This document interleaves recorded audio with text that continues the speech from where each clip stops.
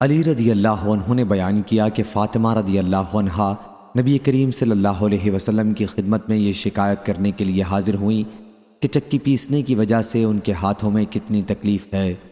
انہیں معلوم ہوا تھا کہ آن حضرت صلی اللہ علیہ وسلم کے پاس کچھ غلام آئے ہیں، لیکن آن حضرت صلی اللہ علیہ وسلم سے ان کی ملاقات نہ ہو سکی، اس لیے عائشہ رضی اللہ عنہا سے اس کا ذکر کیا۔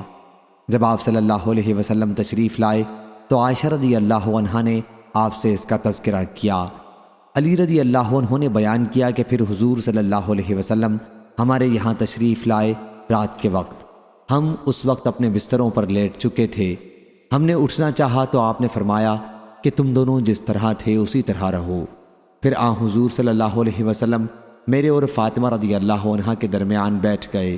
میں نے آپ کے قدموں کی ٹھنڈک اپنے پیٹ پر محسوس کی۔ پھر آپ نے فرمایا تم دونوں نے جو چیز مجھ سے مانگی ہے، کیا میں تمہیں اس سے بہتر ایک بات نہ بتا دوں؟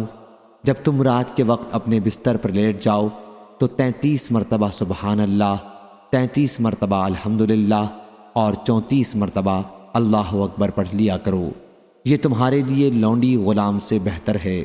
صحیح بخاری حدیث نمبر 5361۔